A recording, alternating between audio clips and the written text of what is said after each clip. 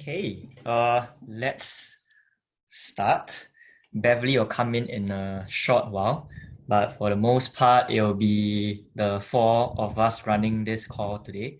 Alvin has decided to not participate because he's being lazy today, but it's okay.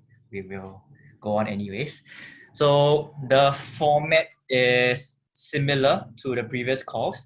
So we do have some questions submitted before this call. So we will get the people who ask the questions to present them. Then, the three or the fourth person coming soon will address the questions and just share our thoughts and opinions on stuff.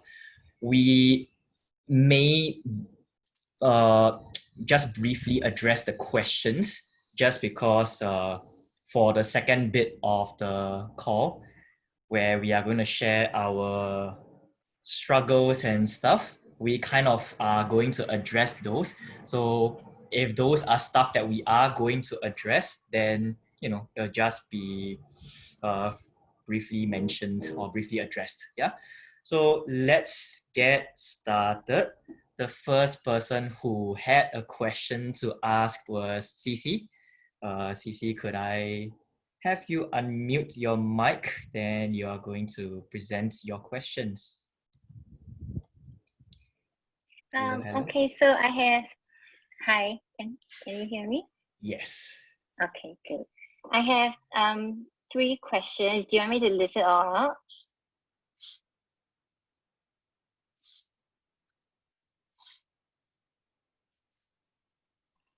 Christine, you're muted. My bad.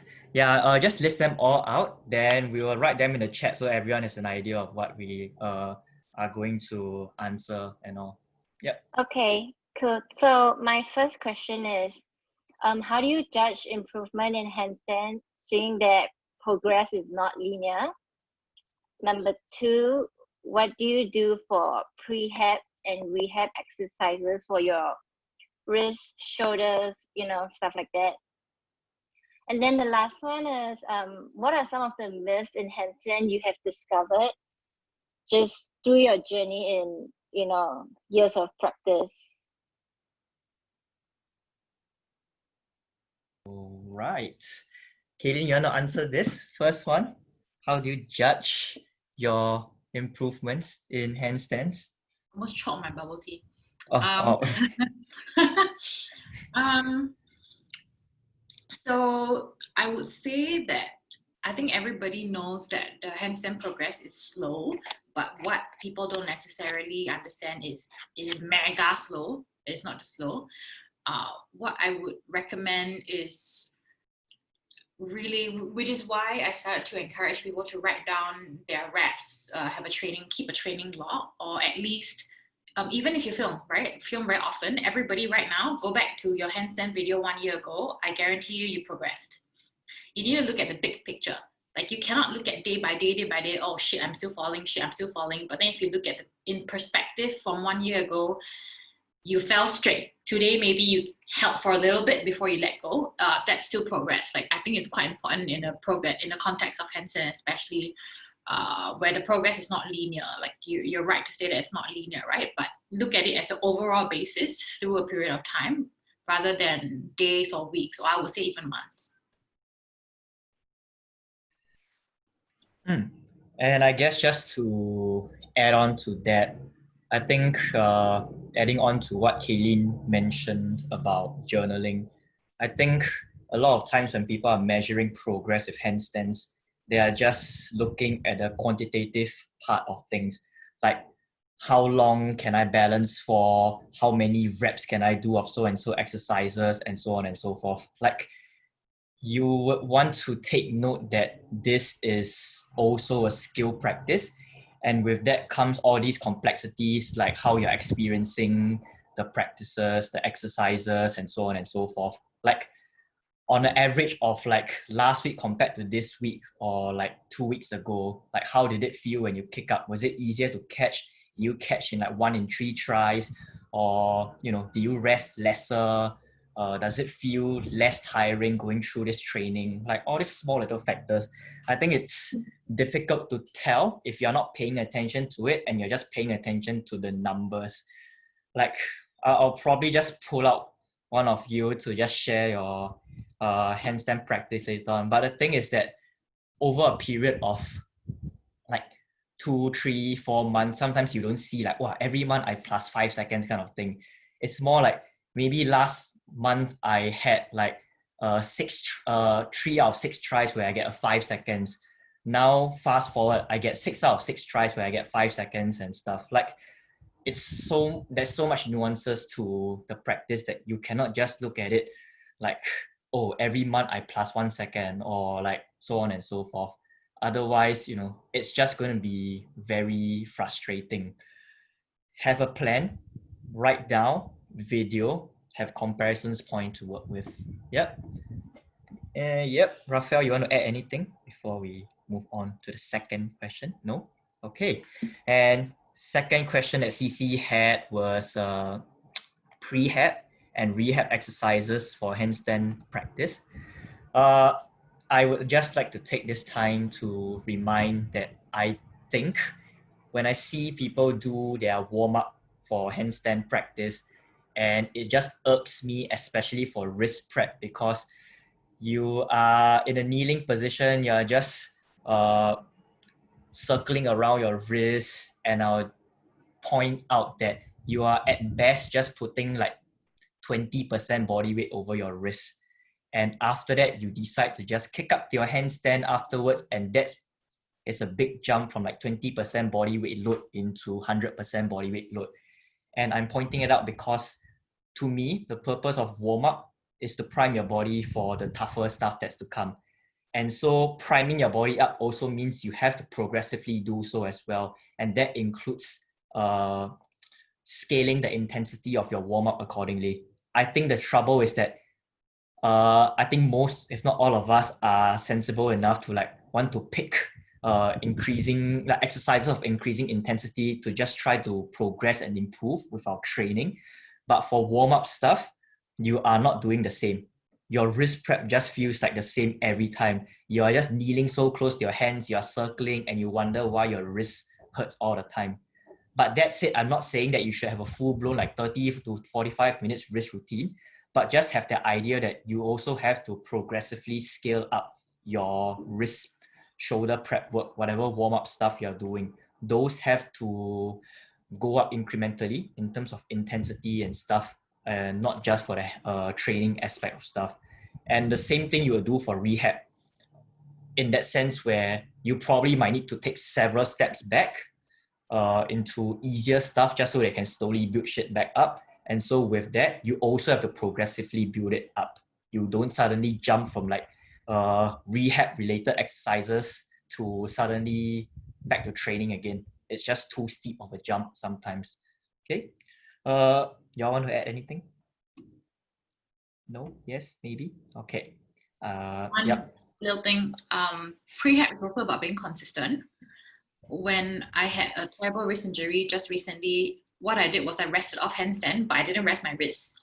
I did prehab every single day, 5 to 10 minutes. I shared some of this with Peng.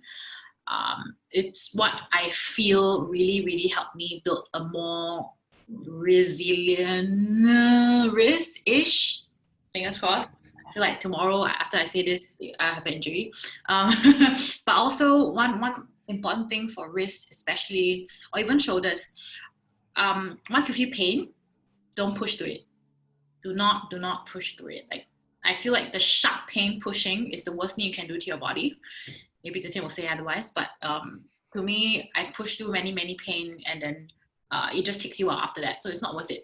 Like for half an hour more of a training session to take you out for 12 weeks, not worth it. Yep. Okay. If there's nothing else to add, then the third question, which is myths in handstand that we have discovered over our time of practicing. And like, yep, Kaylin, you would want to be the person that speaks on this, I believe. Yes? Unmute.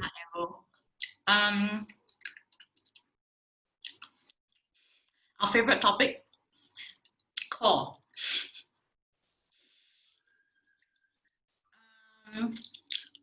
If you do think that core is important, Zhiqian has exercise for you. He'll tell you later. It is important in the sense that you need to be able to switch on your core, but you don't need to squeeze your core. You definitely don't need to do 100 leg raises before you can do a handstand. In a handstand, it's called a handstand. Upper body stability is everything, over everything up the chain of your shoulders, minus your stack. That is the biggest myth that I have discovered. I was also there because I didn't know that. Yeah, I guess that's my biggest. Chen, please take over.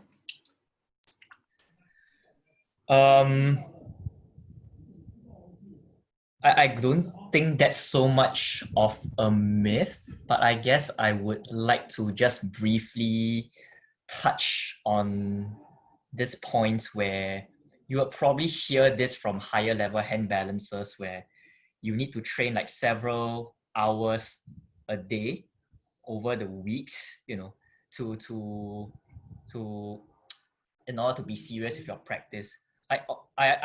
I do see that point in it, and I do agree. But the thing is that you would also want to consider how hard you want to chase with this practice. I think sometimes this can be taken out of context, specifically where, you mean if I don't practice like 3 hours a day, then I'm like, I cannot progress to like whatever you're doing now. Like, I think it definitely is possible. It's just considering like your time investment in relation to how quickly your body adapts in relation to the reward you're getting out of it. I think don't be too taken aback by, shit, I'm not practicing like 3 hours a day. I don't think I'll get to wherever you are or whoever is. But just like pace yourself. Don't take other people's measurements for yourself. I've definitely heard different how should I put it, prescription of like training volume from different people, and it works for different individuals. I think just from a perspective of like sometimes person or teacher A don't really want to push that hard into hand balancing anymore. He or she is just fine with like maintaining or slow progress and is just into it for like longevity. Or like person B is like a professional circus artist and is continuously training to like refine and get new skills kind of thing. I'm just pointing it out so that, you know, you don't have to get trapped into the idea that you have to train so and so amount of hours.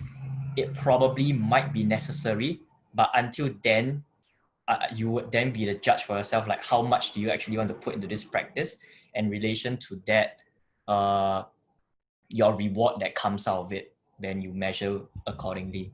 Yeah. The rest of you, say something. I have, it was about, so one of the myths is that if you're believing that you must have a perfect handstand line to hit your handstand, then it is counted as a handstand. Or like, if I don't have this perfect line, I cannot hold a handstand. It's like there's no such thing. You can have the most crooked possible line, but if you are stacked over your own CG, your handstand is there. Like I think Zhiqian mentioned before about the latest handstand record breaking competition that they did, where the last guy that was still standing in his handstand was like plunged and crooked and I don't know, all over the place, and he's like fighting all over the place to find his handstand. He's not in a beautiful straight line, but he's still standing on his hands. So in that sense, it's not a must to have this line before you can do a handstand. You can always find your handstand in some weird shape first and make adjustments along the way. Done. Okay. Raphael, say something. Any, maybe, yes, no? I think along that same line, just to take the idea of like the myth one step further, is like, if you do buy into these myths, like you have to stick to a straight line and that counts as a handstand, then you are effectively robbing yourself of progress. Because each time you go up and then you realize like, I'm not in a perfect line, you come back down. And if your training is going to be along these lines, you're not going to make much progress. You would rather spend time in a 90% stack as opposed to keep finding that perfect line. Yeah. I'm not sure if you all have heard like the story of like two groups of students being asked to make the perfect pot. And then one group of students were just told to make as many pots as possible.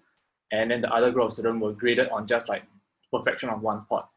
And at the end of like whatever their semester, the group of students that kept throwing 90% pots or keep making like 90% quality pots eventually made better quality than the ones who were trying to make that one perfect pot. So that basically the moral behind this is that get used to just working within a 90%, stop seeking perfection. You can, like what Bev said, there is a possibility that you are going to keep working on that 90% and eventually refine it to that line that you want to. Yeah. So don't get stuck there, make your training more efficient. I think one thing to that also is, I don't know if it's quite a myth or a misconception. To me, there's a difference between alignment, the perfect line, and a stack. Like you need to have a stack, but a stack doesn't mean that it's really just stick straight stack, right? If your shoulders are here, it just means that to balance the stack, your hips have to be here.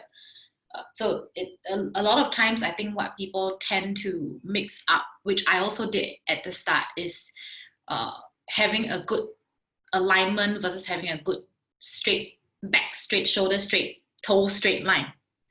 And the line is the one that you don't want to chase. I would say that the stack is one that you want to understand more so than to obsess over, because that's what that will give you the balance anyway. Okay, I think you all are starting to see a common point with what we are highly disagreeing with the more we practice. But yes, let's move on to the next question. Valerie, you want to ask your question? Are you here? Yes, I am. Yep. My Good. question is about rehab exercises for my wrist.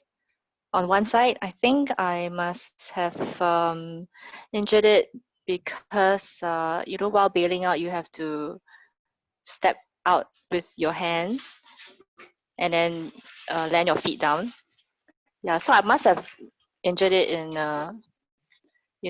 putting my wrist at an angle. Yeah, so I was wondering what kind of exercises can I do to help it recover faster?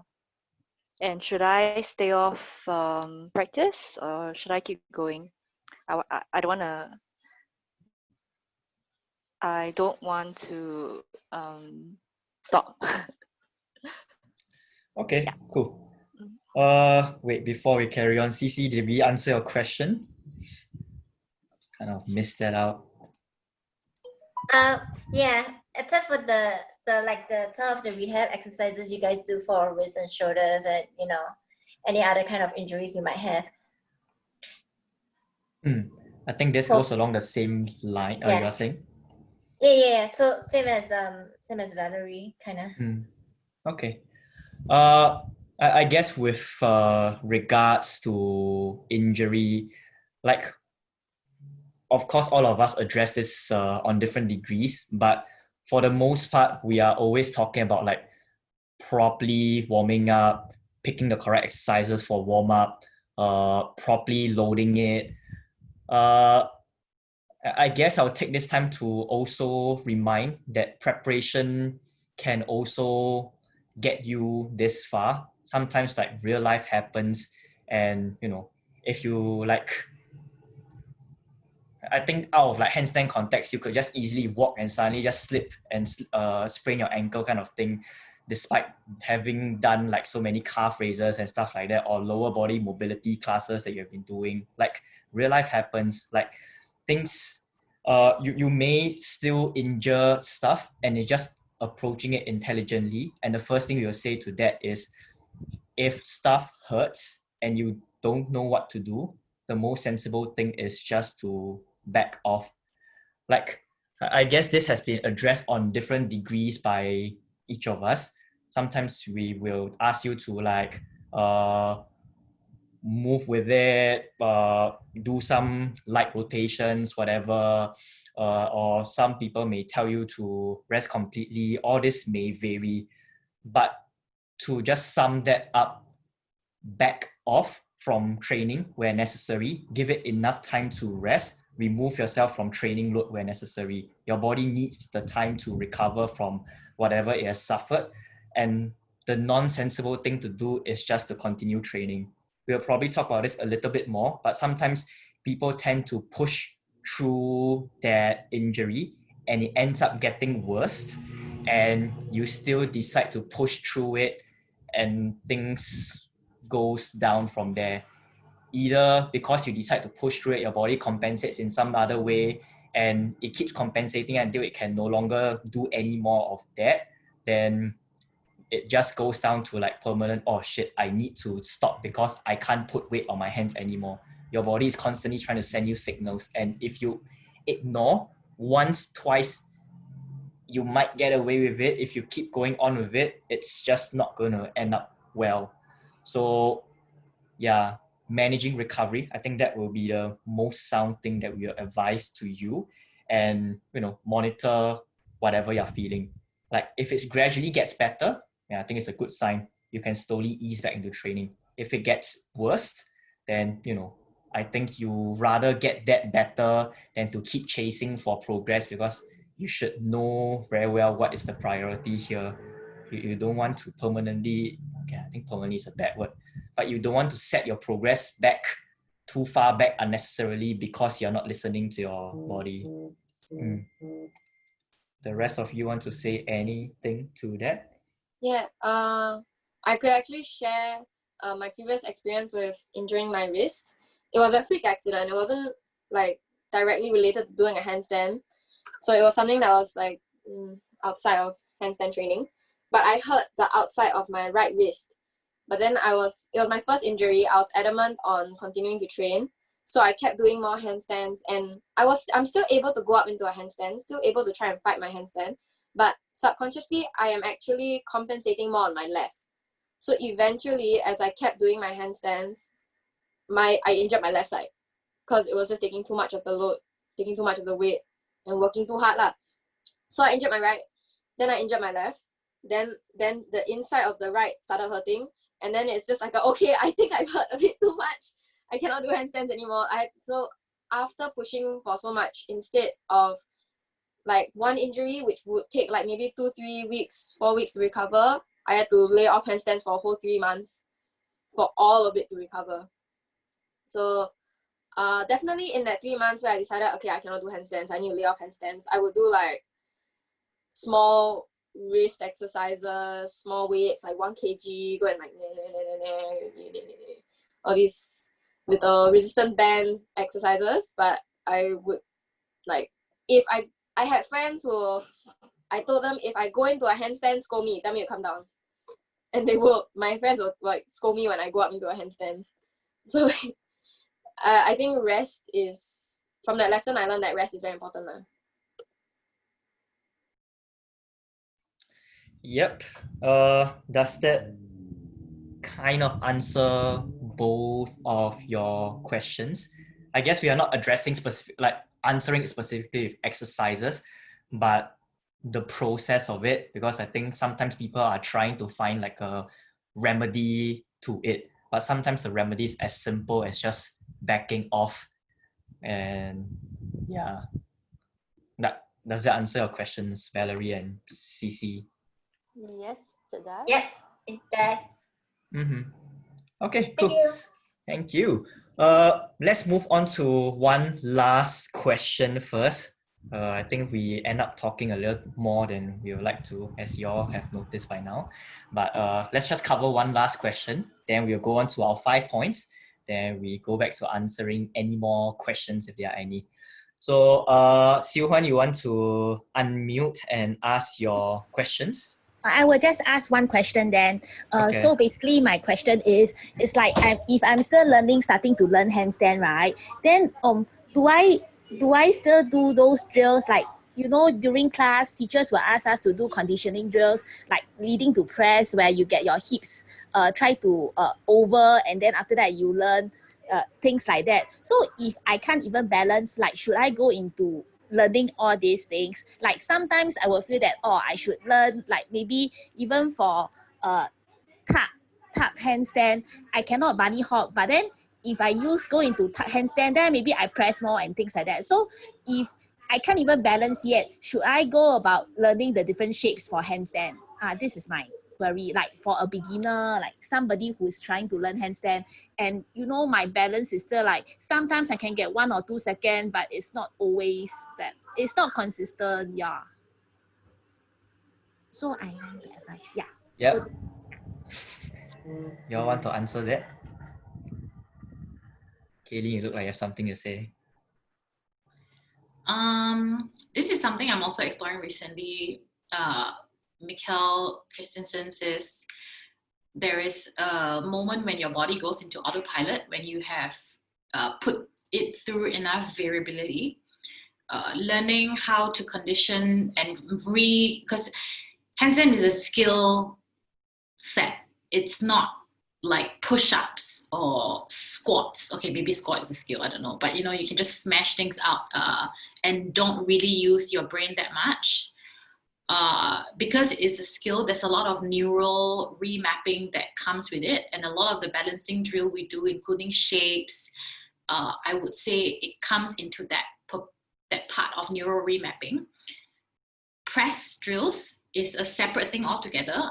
Conditioning to me can be done separately from balancing, because you want to learn your balancing separately, but you also need to be strong enough to hold your balance eventually, right? So you cannot be either or. I feel like it has to be a good balance of both, which is why we also try to add in a bit more conditioning at the end after you've done. So if you look at the typical class structure, most of the middle part is always a neural remapping. Learning how to balance throughout, whether it's straight line, tuck, straddle, whatever shape that we have. And then at the end, when you know your mind is exhausted, you cannot really think anymore, and then we just whack, 2 minutes, hold. Zhen can continue. I guess to briefly add on to one of the points she was addressing, like you need to understand that there are many different components of like handstand practice, and to me, I oversimplify it as like components of balancing, components of like entering the handstand, and components of like strength. And so each of this has their own set of things that you want to do to like get better at those stuff. I could even break it down even further if there's a need to, but you know, there comes the nice thing about how complex handstand is as a skill and how addictive it becomes, because there's just so many things to do. Like if we talk about like press handstand alone, there's the balancing component of it, which is to try to catch your balance after you press up. There's a strength component of it, which is, you know, personally to me, I might think having a tuck plunge is necessary, which you will do in bodyweight strength classes, or like in calisthenics, it's just one of those skills that you will learn even if you don't do handstands at all. Like now I'm just branching out into some other subset of like skills and stuff. There's also like mobility, like you work on hip compression, you know, during mobility classes that leads up to handstands. Like there are just so many components, and I think to draw back to that quote unquote myth, where you have to train like several hours a day, like there definitely is some truth to that, but then again, it depends on like how hard you want to chase for the skill, how much time you realistically have available to you, and how you're programming and how you set your goals. Definitely with any program, sometimes we do favor certain things because we believe it to be more effective approach that way, and each of us think quite differently in that sense. So I guess have clearer goals. Once you have clearer goals, it then makes it easier for you on how you want to pick your battles, because you can either progress overall and be very slow with that because you're working on everything equally, or you have like several things that you spike up a little more, several things that lags behind a little bit, and that's all part and parcel of training, like fortunately, unfortunately. because you have to pick your battle unless you have like 5 hours a day to train. Otherwise, if realistically you are working adult with like 1 to 2 hours every day, you want to pick things that you think would build you towards that goal. Yeah. So maybe to answer your question, if you are that concerned about balance, then maybe press stuff is the least important thing that you want to consider, because you could probably spend more time and energy trying to balance and spend the whole 1 hour doing that instead of spreading yourself thin, like 10 minutes to balance, 10 minutes to kick out, 10 minutes to strengthen. Like it's just spread so thin, and your progress overall becomes like every 1 month it bumps up by a bit kind of thing, and it can be frustrating that way sometimes. So yeah. Does that answer it, Siu Huan? Thank you. Okay. Peng, we saw your question. I would say we might answer that later on with the 5 points that we are about to talk about now before we go on anymore and miss the entire point of this chat. So we will get started. Here's how we will approach it. I think yesterday night when we were just chatting about the 5 points that we have brought up, like each of us has different things to say. So I think it'll be cool to just briefly hear from a few, if not 4 of us, on like how we think of that points. Then you guys, take it where necessary from there. So our struggles and how we deal with them. The first one out of the 5 is managing, quote unquote, too many things at one go when it comes to handstand practice. Raphael, you want to talk and start on that? Yes, so just to reiterate, the main point is managing too many things at once. And I wanted to wait until it was this before I circle back to Siu Huan's point. So this topic of managing too many things at one go, is coming from a beginner standpoint. There is such a vast body of knowledge about handstands, and you are probably overwhelmed by it. Even if you've been doing it for weeks or months, there's still like so much content in front of you that you're not sure what to deal with. Yeah. So like someone like Siu Huan has brought up that if I am being tasked to do certain things like tucking up or press drills during class, like what should I focus on? For that aspect of things, you're in a class environment, it might be difficult to choose what is more efficient for you. But trying to understand that, let's say for me, I'm during my beginner hand balancing class, when I teach you, every so often I will get you to do tuck drills anyway in a beginner hand balancing class. Although you might think that tuck is not a beginner level skill or beginner level entry, I would do it because there are things to pick out from there. Like I do not expect you to tuck up, find balance, or get into a very deep tuck. Yeah, my focus is there for you to think of: 1, are you still pushing through your shoulders? The entry has some carryover towards your kick up anyway. Yeah. 2, are you getting your hips over your shoulders? So are you pushing? Are you getting the hips over? These are similar concepts that you want to bring over towards your kick up. So those are very small, very narrowed down perspectives, which is what I want to focus on as well in managing too many things at one go. When it is your first few times coming to classes, first few times could be the first few 100,000 times. Yeah. There are 1,000,001 cues that the coach will throw at you, and it will be to your detriment to try and incorporate everything. Like when you're upside down in a chest to wall, there's probably only 1 or 2 things you can manage at one time. Yeah, your human brain is like a CPU, cannot handle every single cue at once. It's more efficient if you focus on one thing, clean that up, do that well. Let's say pushing shoulders to the ears. Once you have that and it becomes muscle memory, then you can think of moving on to something else. Let's say shoulder over the wrist, hips over the shoulders.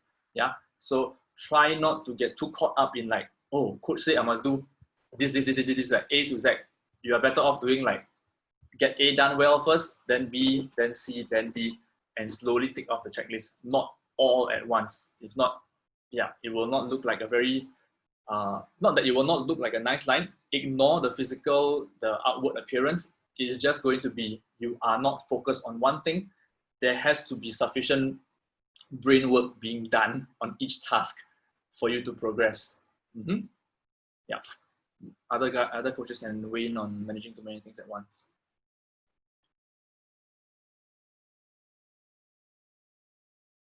Kaylin, you want to say something?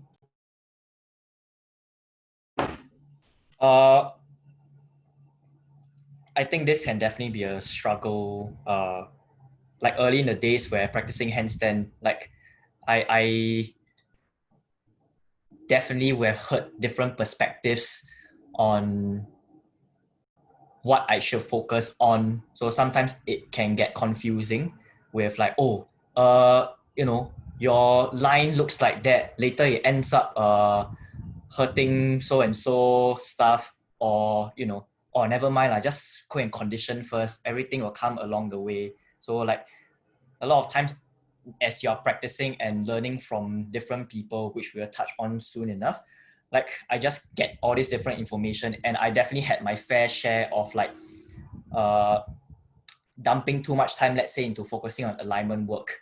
Like I would just stare at the mirror, look at my line, stare at the mirror, look at my line, do alignment drills to try to activate this muscle and try to open up so and so joints to try and compare again with the mirror and see how things goes. And I have easily spent like a few months wasted on that, and it just stalls my progress. And when I personally decide to just move on and just go on with it, as I discover more things with training, I discover other aspects of like, let's say, mobility training and incorporate it into my own practice. Things just came along the way. So I guess for me, it's just giving it some time to experiment first. Like, okay, I'm being told this. I think there's some value in like applying whatever is being told to me. Yeah, I try first. Like if I don't see much progress, I could either choose to just go and clarify and see what I could have done better if I see importance in focusing on it, or I just move on because maybe it's just not applicable to me at this point in time.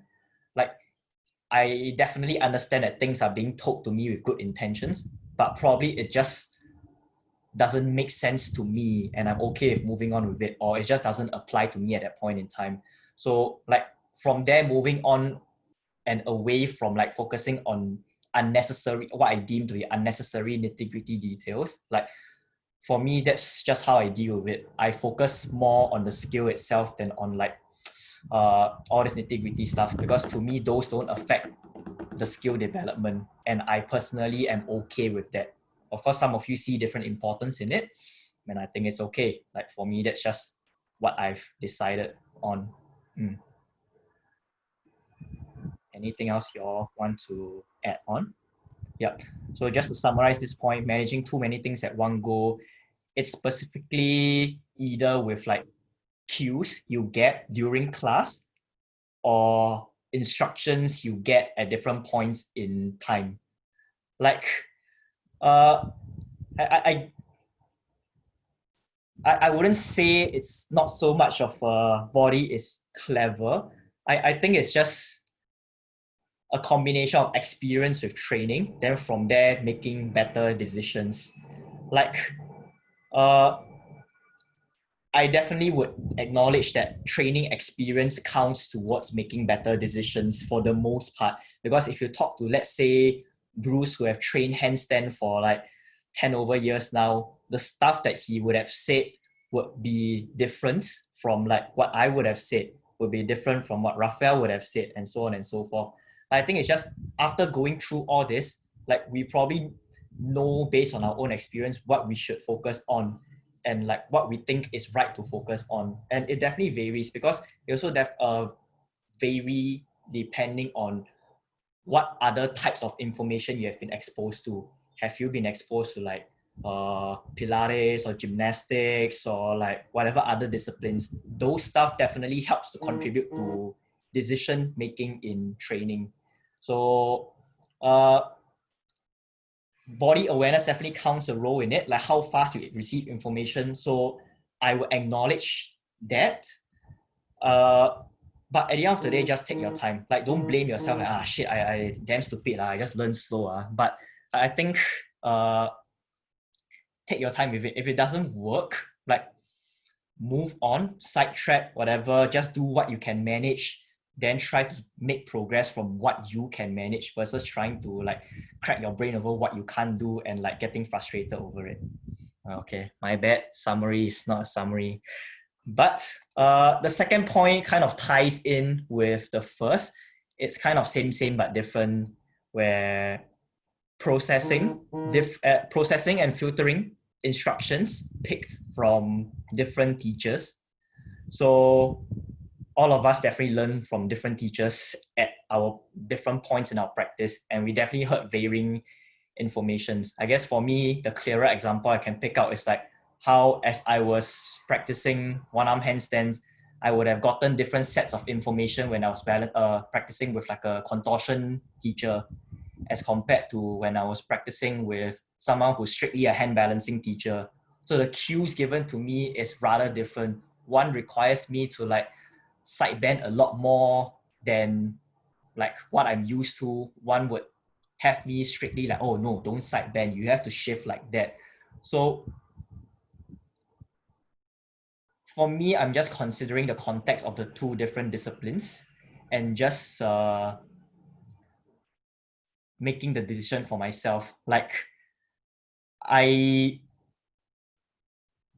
would want to be able to do both. I guess that's like a politically correct answer. I should be able to move in and out of both. That's the way I see it for myself. Because at the end of the day, that is what to me is mastery over practice. And I'm okay with spending more time just trying to get a grasp of how I can try and do both.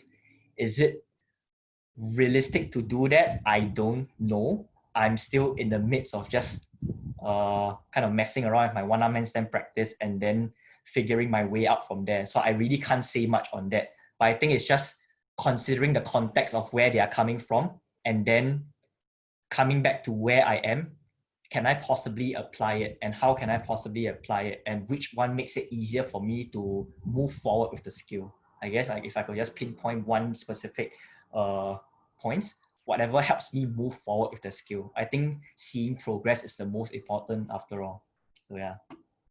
You want to say anything? Yes, no, maybe.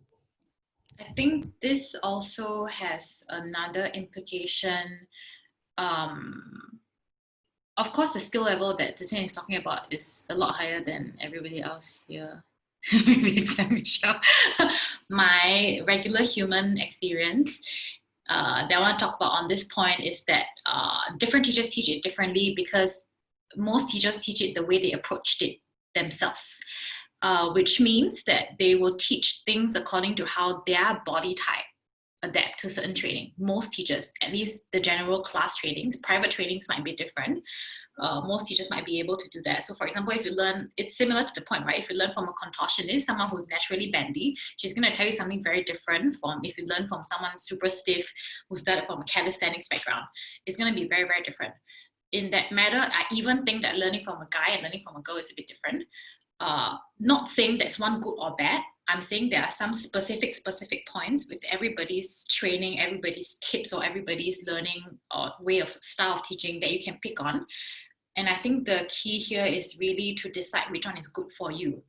So how I first started really getting into this hand balancing thing, when I started doing this, there weren't so many teachers doing this. It's a good and bad because you don't have the influx of information, but at the same time I'm like, shit, where do I start, where do I go? What I did was I went on Instagram, I went to see handstands, I went to see all the different hand balances. I looked at their video, I looked at how they move into it, I looked at how they shift into it, and then I think about whether their body type suits me. For example, I now have a clear person that I go to on Instagram that I watch her stories all the time. She's called Celine. She looks like she has a very similar body type to me. The way she trains seems quite similar to what I train. So I would watch the way her body moves into a certain pattern versus watching someone like Beth move into a pattern, right? Because I'm just not like her. I'm not bendy. I mean, it's different body type. It's very, very different body types and everybody is different. Like, I think if I could overgeneralize, there is one stiff body type versus floppy body type. You learn very, very, very differently. I belong to the stiff body type, which means that it's much easier for me to hit a line, but to do a scorpion, I would die. Right? So the body engagement is very, very different from someone like Beth, who like naturally can go into a scorpion and she wakes up in a scorpion. Of course, look at that. Of course, she's also freakishly strong because she's Beth, but you know, everybody is generally in these two different body types to me, and I think it's a good idea to figure out what your body type is and what you can pick up specifically from different people. So you need to know who you're learning things from. That's what I would add. That's that. Okay, next, just so that we don't go on and on. Point number 3 is training environment and how it affects your training, or maybe like in experience of training or training quality. So yeah. Okay. My experience with that is that last time when I first started doing handstands, I could only handstand in one place. If I go to my school dance studio and I do a handstand in the studio, then I can do handstand. But if I go home, I try and kick up at home and I cannot hold my handstand. I try and balance here. I go outside, I do a handstand, I cannot balance. I go into a park to train, I cannot balance. But I can balance in the school studio. So that's when I realized that I think I'm relying my balance, my handstands, a lot on intuition, which is what Raphael calls kick up and then pray. Which is something that I learned to, like, that means you need to start being, how I tackled it is, I started trying to understand what exactly is it that I need to do my handstand.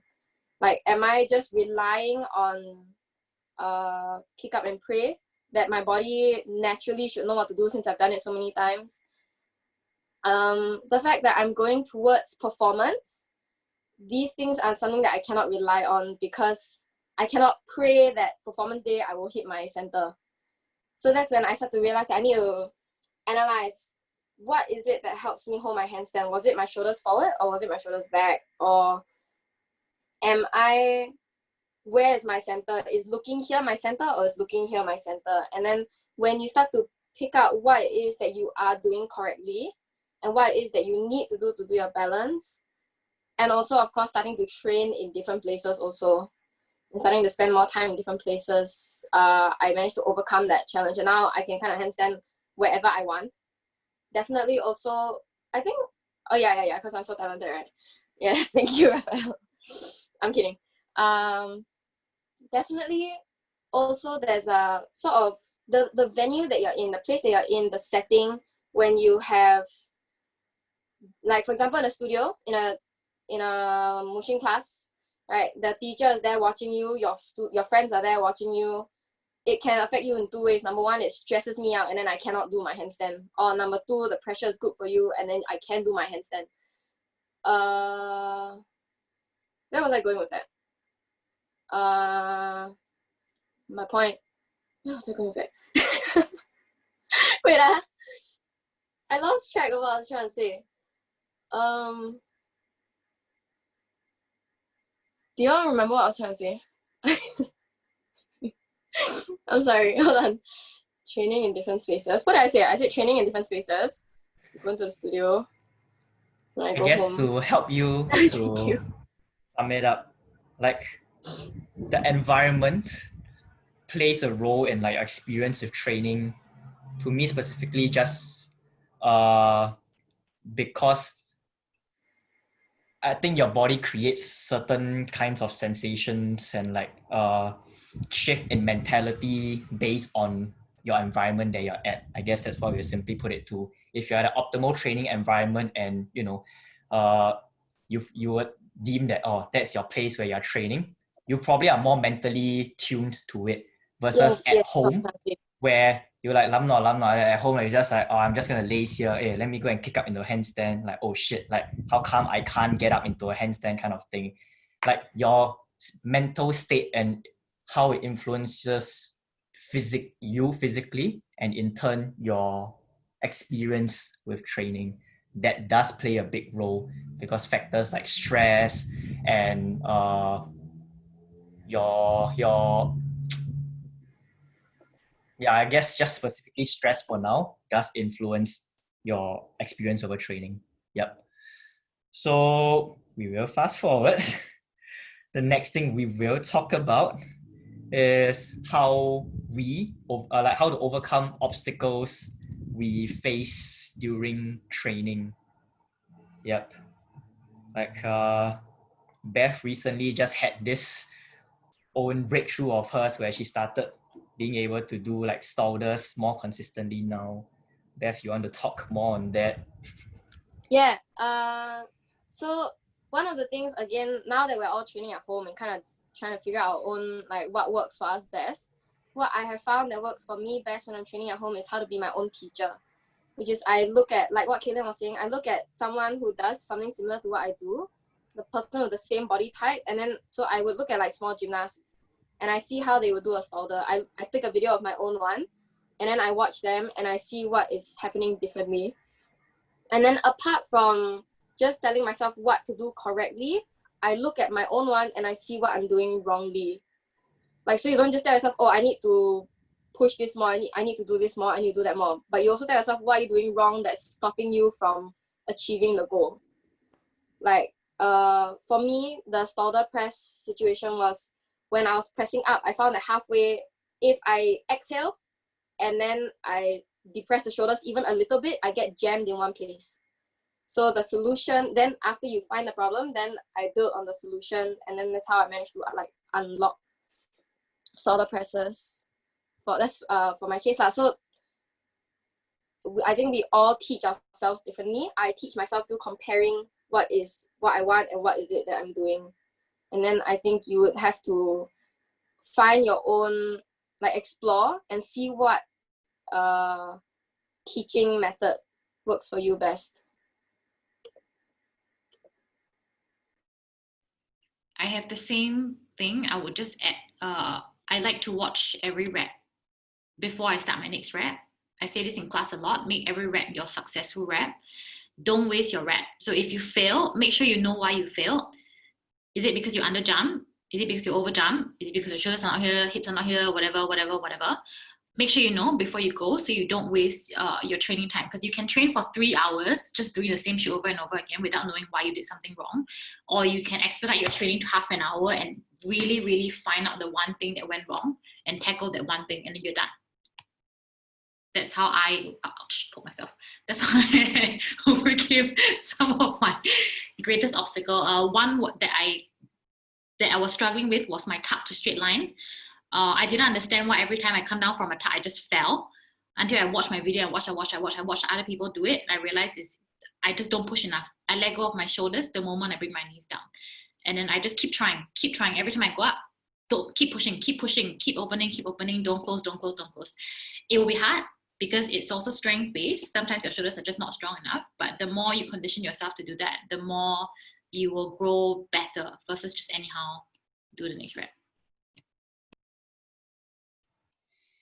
Oh, you want to go? Okay. So basically, this is a good way to bring up kick and pray again. Like if you are unaware of what you're doing, you are never going to, or in fact, if you're unaware of what you're doing, you're probably facing an obstacle at this point. Yeah. So what the coaches have just mentioned is videoing yourself to give you a better idea, or like what Beth mentioned at the very start, which some of you might have gone over your heads for some of you, is that you need to become your own teacher. Whether or not you are in an in-person class, like a physical class, or we are learning through a screen, essentially you are doing something, getting a feedback. Yeah, that reaction, you have to process it and then close the feedback loop for yourself. Yeah, the teaching happens inside yourself. There's only so much we can do, whether through a screen or in person. If you're not aware of how that loop is going to be closed, then you're never going to pick up what you're trying to achieve. Yeah? So do try to close that loop as quickly as you can so that you can move on. Each time you kick up and pray, not that praying is bad, like believing in yourself is good, but you have to know there has to be a certain direction to where you're going, right? Each time you kick up, there has to be a reason, like what Kaylin mentioned, why it fails or why it succeeds. If it's left up to chance, then there's no mastery. You go. Yep. We will move on to the final point, and we'll try to squeeze in any more where we can. So the last point is managing quality of training. I would like to speak on that and just point out that your experiences with training varies from day to day. Some day you just get a good sleep and suddenly you get like your personal record and you balance for like pretty damn long. You can suddenly do so and so stuff on that day. And 2 days later, it feels like shit. Like, oh, how come 2 days ago like I can balance for like 30 seconds and now like I can't even kick up and balance at all? Like all this realistically happens. And I would say a few things to that. You would need to consider real life factors like how much rest have you been getting, what have you been doing the days before, and the day itself. Because specifically on that, that's accumulated fatigue and potentially like accumulated stress. And that does tax the nervous system, you know. Hence, then it's not just physical practice, but nervous system kind of thing as well. Like I would have been trying to, let's say, dabble in a bit of like, okay, let me go and try juggling just for fun. Then I stare at the damn balls for like 10 minutes. Then I get a small little headache. Fuck, like I cannot juggle those damn balls anymore. Okay, let me go into my handstand training. Then like, I just felt mentally drained from like all this motor skill kind of practice, that it does influence a fair bit on like how I'm experiencing with like handstand practice. Like, don't see it purely just as a physical practice. It is a skill. It does tax your nervous system. And so to answer Ping's question earlier, I do get days where back then I was practicing one-arm handstands more frequently. Like there are days where it just feels good to shift into like fingertips and stuff. And there are days where it's just bad. And for me, when that happens, I just decide to regress. On like a not so good day, I probably won't try to lift more fingers. I'll just stay on 5 fingers and like try to hold there and clock in whatever I need to clock in. If it's just a bloody terrible day, I just go to the wall. I just go and hold whatever I need to hold. Like, this is where understanding progressions and regressions to me are important. Of course, I'm not expecting you to know the stuff I do, but after going through classes and stuff, you would know like over time what counts as progressions, what counts as regressions, and know that those are options for you to take when it's a bad day. Not every day has to be a PR, like personal best kind of day, because it's unrealistic to expect yourself of that. You will definitely get drained out at some point in time, and there are days where it's definitely shit. But when days are shit, how do you manage that? To me, that's the more important thing that I would like to share and convey, because most of us just get very frustrated and keep trying and we waste time. That's the thing I'm picking on, that we are wasting time on a thing that we can't do. But why not move on to the things that we can do, and it is a regression and we can still do something similar that still produces the same like results or benefits, you know. Like, consider all those points.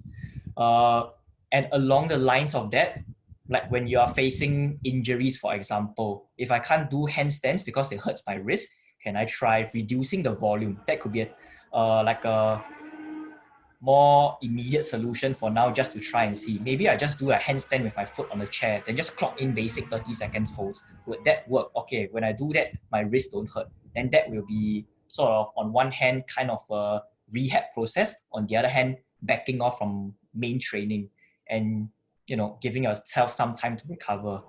So knowing that you need to back off, that's important. If you keep knocking your head against the wall, you definitely are going to get frustrated and potentially just set yourself back, because the act of trying to overcome whatever you can't do may bring about a bigger kind of backlash from it, whether be it getting into injuries or just putting yourself through more fatigue and stuff.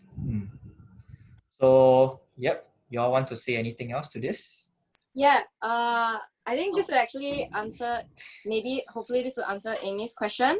When Amy asked, Amy, do you want to ask a question? Or should I just read it? Oh, okay.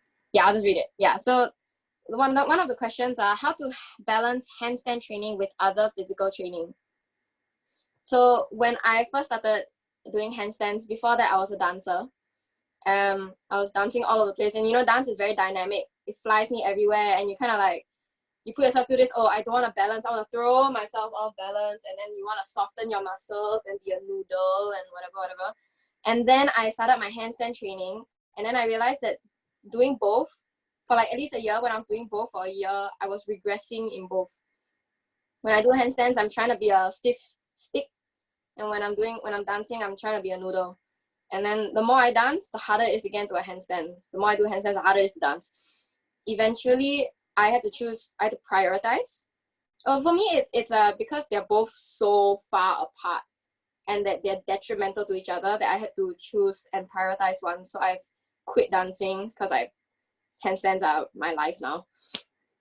So I think Kaylin also had a suggestion, which is that if, let's say, they're not too drastic, for example, you could choose to, like, Monday, Tuesday, Wednesday I dance, Thursday, Friday I do handstands.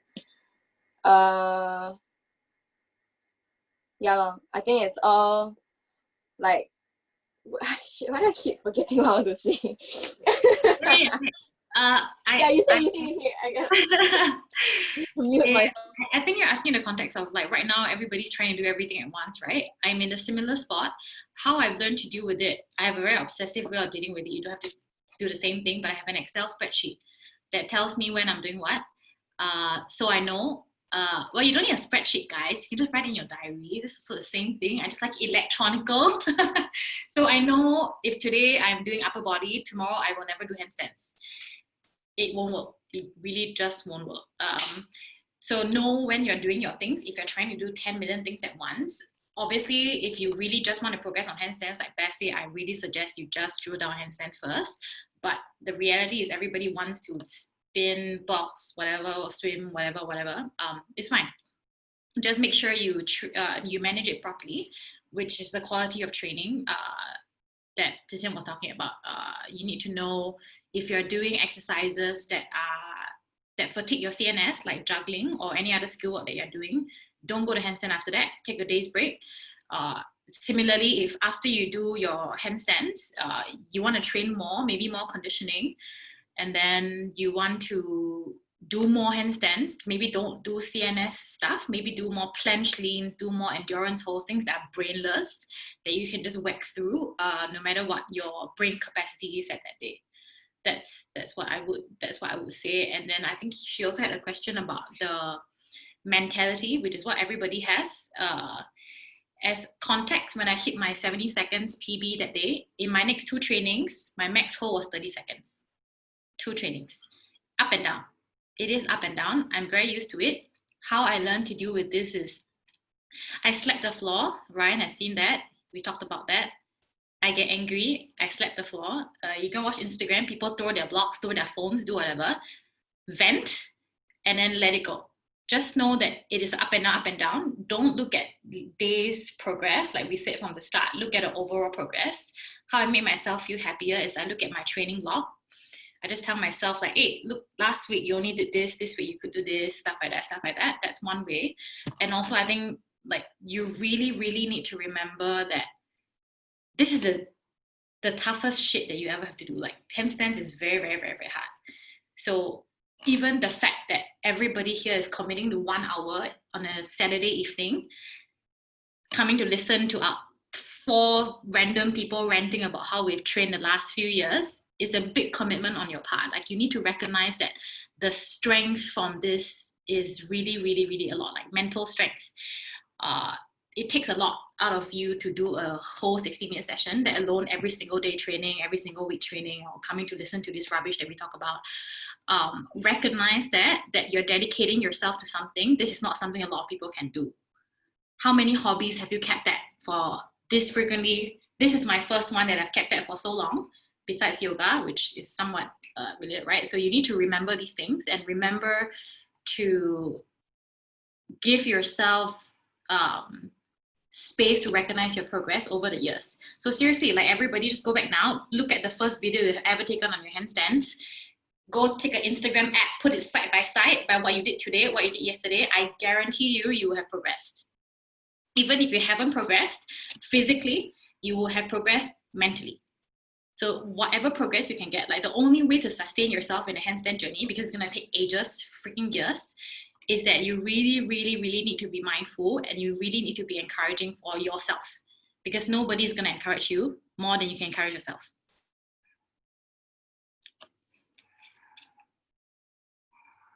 Okay, Jason, you can close this. Yep. I think we can kind of close it up.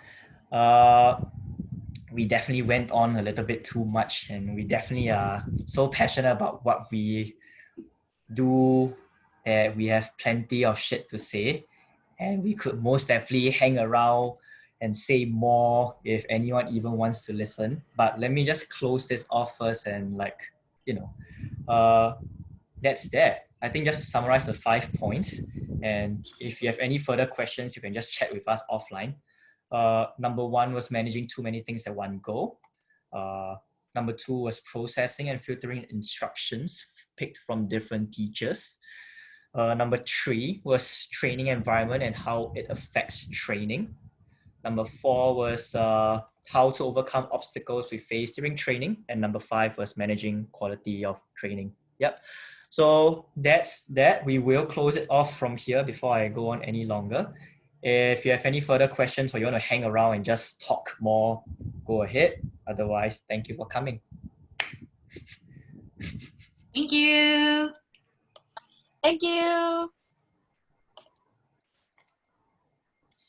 Nobody wants to talk to us anymore. Thank you. Thank you. Thank you.